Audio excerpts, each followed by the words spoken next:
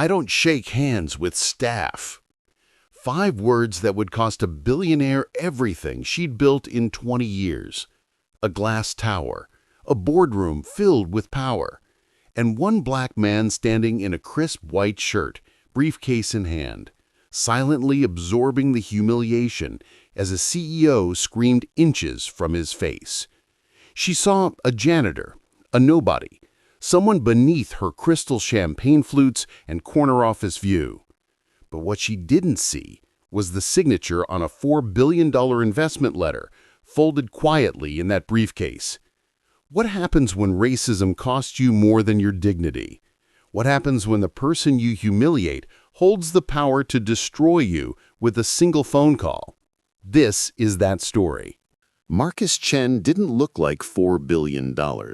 That was the point. At 6:15 a.m. on a Tuesday morning in downtown Chicago, Marcus walked through the revolving doors of the Ashford Global Tower wearing a plain white button-down shirt, black slacks, and scuffed leather shoes he'd owned for 8 years.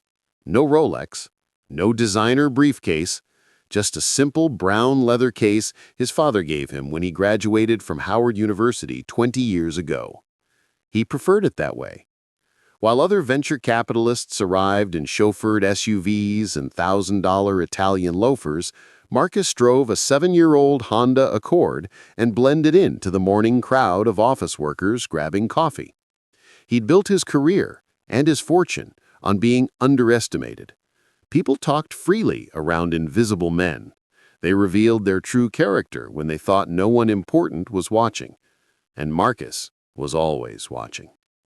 He'd spent the past 6 months analyzing Ashford Global's tech portfolio from a distance. She didn't extend the private her equity hand, firm didn't had smile, impressive surface just numbers, stared at a him sleek with the kind of website, cold high-profile assessment people clients, reserve for aggressive expansion interruptions, into her AI mouth and pressed renewable into a energy. thin line But of Marcus saw barely something concealed others annoyance. missed.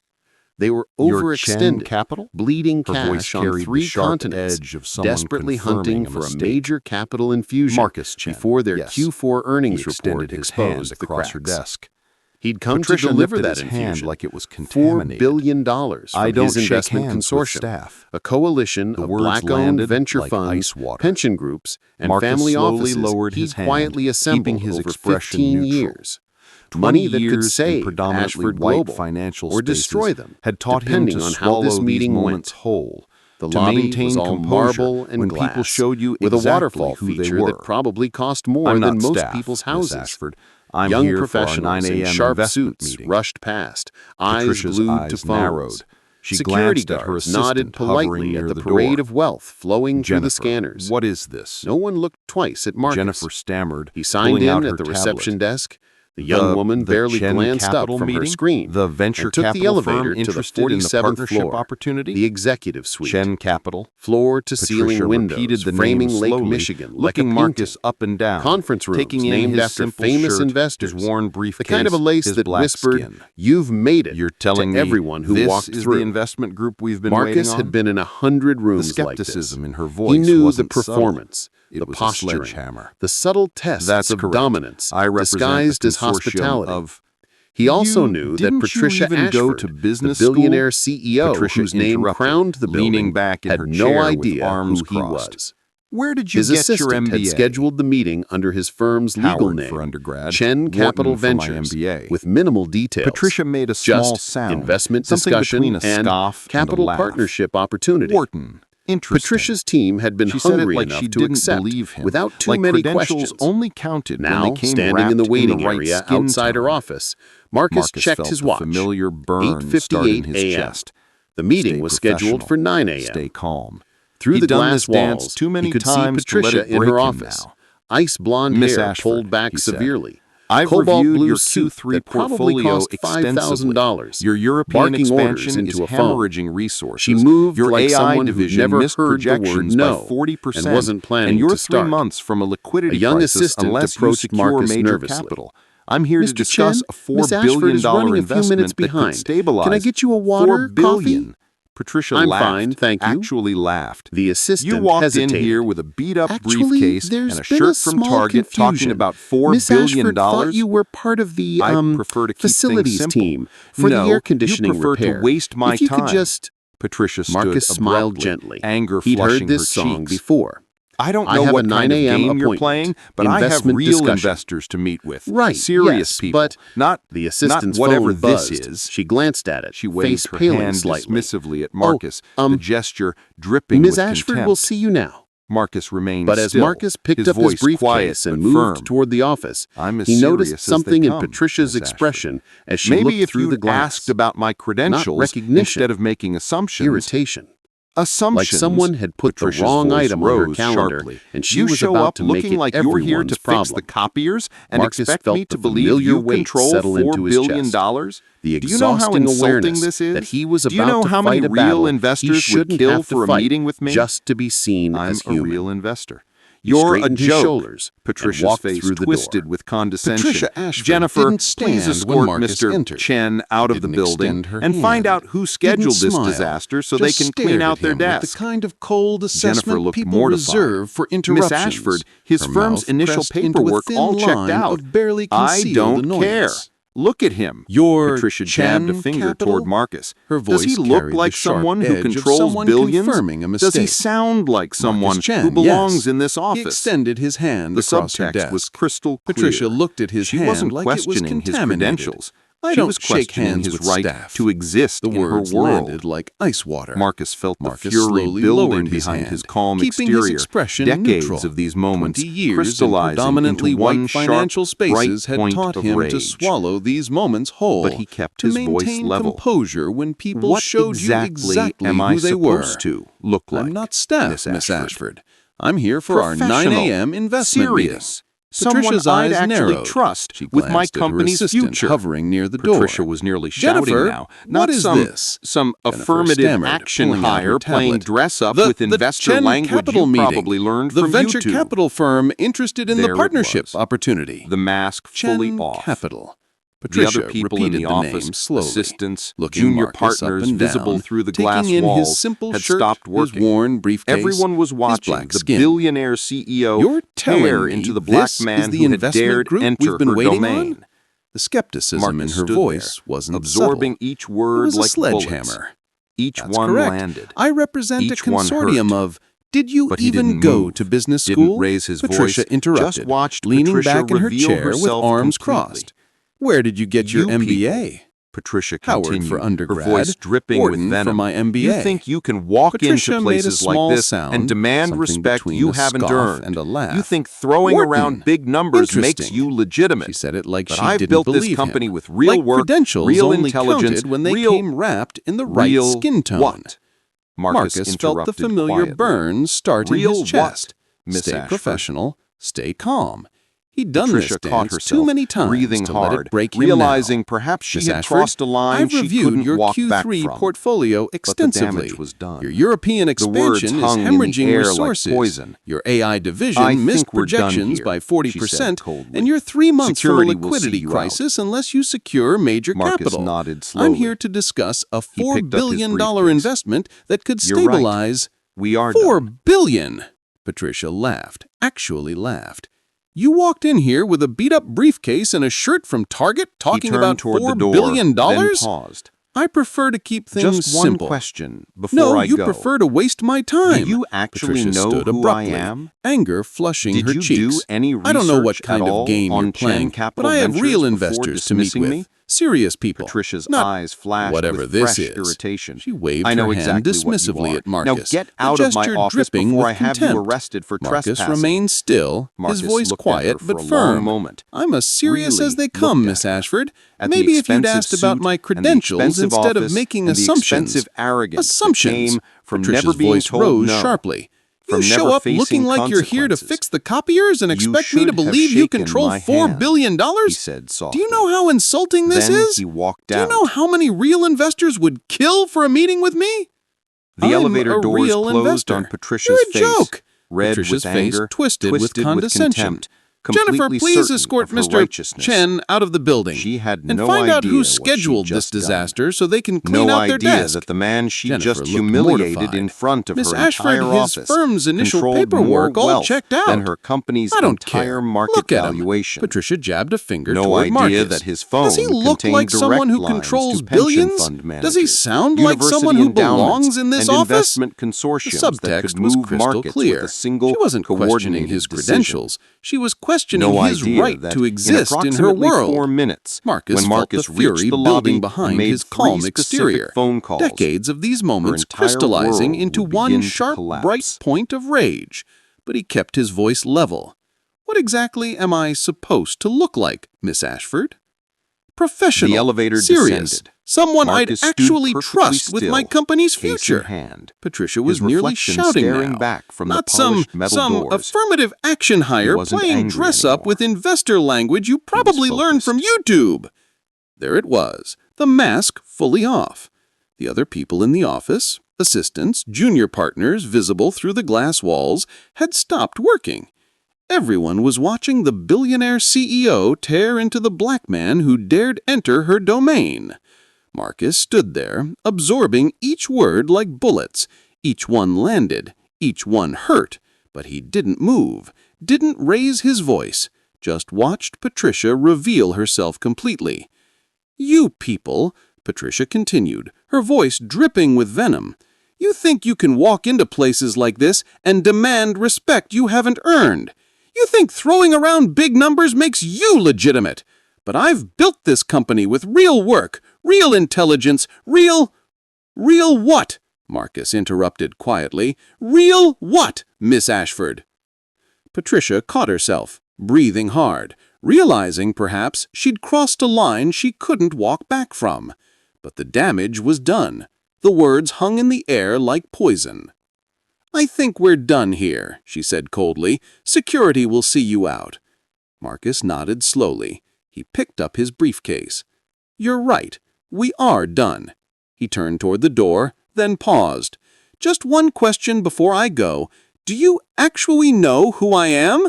Did you do any research at all on Chen Capital Ventures before dismissing me? Patricia's eyes flashed with fresh irritation. I know exactly what you are. Now get out of my office before I have you arrested for trespassing. Marcus looked at her for a long moment, really looked at her, at the expensive suit and the expensive office and the expensive arrogance that came from never being told no, from never facing consequences. You should have shaken my hand, he said softly. Then he walked out. The elevator doors closed on Patricia's face, red with anger, twisted with contempt, completely certain of her righteousness. She had no idea what she'd just done. No idea that the man she'd just humiliated in front of her entire office controlled more wealth than her company's entire market valuation. No idea that his phone contained direct lines to pension fund managers, university endowments, and investment consortiums that could move markets with a single coordinated decision. The elevator descended. Marcus stood perfectly still, case in hand, his reflection staring back from the polished metal doors. He wasn't angry anymore. He was focused, and Patricia Ashford was about to learn a very expensive lesson about the cost of racism. Marcus sat in his Honda Accord in the parking garage, engine off, hands resting on the steering wheel. He should have been used to this. God knows he'd experienced it enough times. The assumptions, the disrespect disguised as skepticism, the casual cruelty of people who never had to consider how their prejudice shaped every interaction. But it never stopped burning. He pulled out his phone. 3 contacts already queued up. These weren't just business associates. They were partners, allies, people who'd built their careers fighting these exact battles while navigating predominantly white financial institutions. The first call connected immediately. Marcus, how'd it go? The voice belonged to Dr. Aisha Reynolds, head of the largest black-controlled pension fund in the country, $200 billion in assets under management, a brilliant mathematician who'd been told her entire career that she was lucky to be in rooms she'd earned her way into 10 times over. She called me an affirmative action hire. Silence on the other end. Then, Say less. What do you need? Pull everything. Every consideration we had for Ashford Global. Kill the investment. And make some calls. I want our coalition partners to know exactly why. Consider it done. Aisha's voice was ice-cold, professional fury. I'll have confirmations to you within the hour. Second call. James Lee, managing partner at a Silicon Valley VC firm with deep connections to Asian American and Black investment networks. Quiet power broker who'd watched Marcus's career from the beginning. Marcus recounted the meeting in clinical detail. When he finished, James let out a long breath. $4 billion evaporated because she couldn't see past her own racism. I'd feel bad for her if she wasn't such a... He cut himself off. I'll spread the word. Ashford Global just became untouchable in our circles. Third call. This one was different.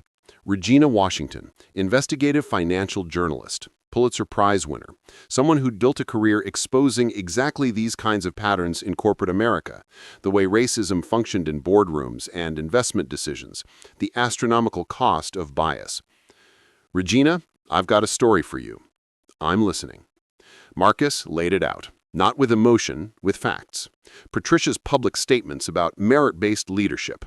Her company's diversity statistics. Abysmal. The pattern of Black and brown entrepreneurs she'd refused to meet with while funding white founders with weaker credentials. And today's meeting, recorded on his phone, perfectly legal in Illinois with single-party consent. I have the audio, Regina. All of it. Her exact words. Regina was quiet for a moment. Marcus, if I run this story, it's nuclear. You understand that? It won't just hurt her, it'll ignite a conversation about every white billionaire who's ever done this and gotten away with it. Good. Maybe that conversation is overdue. Send me everything. I'll have it published by tomorrow morning. Marcus hung up and sat in the silence of his car, watching Chicago move past his windows. People heading to work, living their lives. Most of them completely unaware of these invisible wars fought daily in office towers and boardrooms. His phone buzzed. A text from Aisha. Coalition partners confirmed, $4 billion withdrawn. She's going to feel this in every portfolio by end of day. Another buzz. James. Word spreading fast. 3 other VC firms just pulled their interest in Ashford's expansion round. She's radioactive. Marcus closed his eyes. He didn't feel victorious. He felt tired. Tired of having to prove his humanity. Tired of being invisible until he made himself impossible to ignore. Tired of a system that forced him to weaponize his wealth just to be treated with basic dignity. But he'd learned long ago, when the world won't give you respect, you make them give you accountability. His phone rang. Unknown number. He considered ignoring it, then answered. Mr. Chen? A trembling voice. Patricia's assistant, Jennifer. I'm so sorry to bother you, but Ms. Ashford, she's asking if you'd be willing to reconsider the meeting. She says there was a misunderstanding, and when did she realize the misunderstanding, Jennifer? Before or after she found out I actually control $4 billion? Silence. Then quietly, after, sir. Tell Miss Ashford that some hands once refused aren't offered twice. Tell her I hope the view from her office was worth it. He hung up. 37 floors above him, in that glass tower with its marble lobby and its waterfall feature and its beautiful lie of meritocracy, Patricia Ashford was probably just beginning to understand what she'd done. The investor she needed most had just become the person who'd ensure she got exactly what she deserved. Nothing. Marcus started his Honda and pulled out of the garage, back into the morning traffic. He had other meetings today. Other companies who'd treat him with respect, not because of the color of his skin, but despite having to overcome the obstacles it created. Behind him, Ashford Global Tower stretched toward the sky, a monument to success built on foundations that were already cracking. Regina Washington's article dropped at 6 a.m. the next morning. The headline was surgical. I don't shake hands with staff. How billionaire Patricia Ashford's racism cost her company $4 billion. By noon, it had 16 million views. By 5 p.m., it was trending on every social media platform. The audio recording, Patricia's voice dripping with contempt, her casual use of "you people," her dismissal of Marcus's Wharton MBA, Her suggestion that he learned investing from YouTube played on loop across news networks. The reaction was seismic. Ashford Global's stock plummeted 23% in a single day. 3 board members resigned within 48 hours, citing irreconcilable differences in company values. Major clients, tech firms desperately trying to improve their own diversity optics, began quietly severing contracts. The private equity firms that had been considering partnership opportunities vanished like smoke.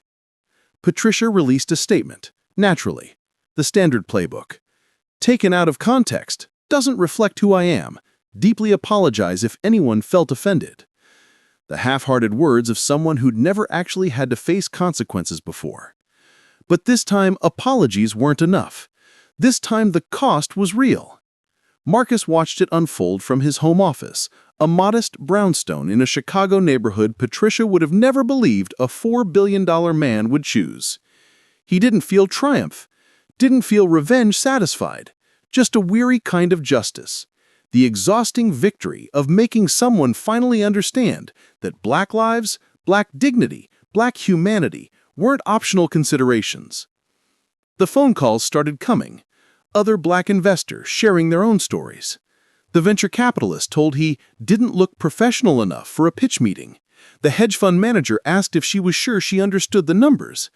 The angel investor mistaken for catering staff at his own event. Story after story, pattern after pattern. A system built on the quiet assumption that wealth and intelligence and competence had a default color, and it wasn't theirs. But something else happened too. Young Black investors began reaching out, not with stories of discrimination, but with gratitude. Messages saying they'd almost given up, that they'd internalized the message that they didn't belong. That seeing Marcus stand his ground, refuse to accept being diminished, had reminded them they had every right to occupy these spaces. That mattered more than Patricia's downfall. A week later, Marcus received a formal letter from Ashford Global's legal team. Patricia was stepping down as CEO, effective immediately. The board was committed to a comprehensive review of company culture and investment practices. They wanted to open a dialogue about how Chen Capital might still consider partnership opportunities. Marcus filed the letter without responding. Some bridges once burned shouldn't be rebuilt. But he did take other meetings, smaller companies, founders who'd been locked out of traditional funding because they didn't fit the narrow profile of who investors expected. Women of color building revolutionary tech, immigrant entrepreneurs with brilliant ideas and no connections to old money networks. Marcus's $4 billion found homes that needed it and deserved it. 3 months later, Marcus was invited to speak at Howard University's business school. He stood before a lecture hall full of young Black faces, looking at him with a mixture of hope and fear. Hope that they could succeed, fear that the world wouldn't let them. "How do you handle it?" a young woman asked during Q&A. "When they don't see you, when they treat you like you're nothing?" Marcus thought about Patricia's office, the contempt in her eyes, the way she said, "you people," like it was supposed to make him smaller. "You can't control how people see you," he said quietly, "but you can control how you see yourself." Patricia Ashford looked at me and saw someone beneath her, someone who didn't belong. But I knew exactly who I was, and more importantly, I knew what I was worth. Not in money, in dignity, in humanity, in the right to exist in spaces without having to prove I deserve oxygen. He paused, looking across the rows of students. "The system is rigged against us. That's not paranoia, that's mathematics. But here's what they don't tell you. We're not trying to join their system anymore. We're building our own. We're funding each other, lifting each other, creating the tables they wouldn't let us sit at." And when someone like Patricia tells you they don't shake hands with staff, he smiled, remembering that moment. You walk away and you make sure they spend the rest of their career regretting it. The auditorium erupted in applause. Marcus left campus that evening as the sun set over Washington, D.C., casting everything in gold. Somewhere, Patricia Ashford was probably still trying to rebuild her reputation, still explaining to journalists that she wasn't really racist, that it was all a misunderstanding. But Marcus knew better. Racism wasn't a misunderstanding. It was a choice. And every choice has a cost. Patricia had finally paid hers. So here's my question for you. How many Patricia Ashfords are sitting in offices right now, making decisions about who deserves opportunity based on what they look like? How many Marcus Chens are being turned away before they even get to prove their worth? Drop your thoughts below. Share this story. Because the only way we dismantle these systems is by refusing to let these moments stay silent. Let's keep this conversation loud, honest, and impossible to ignore.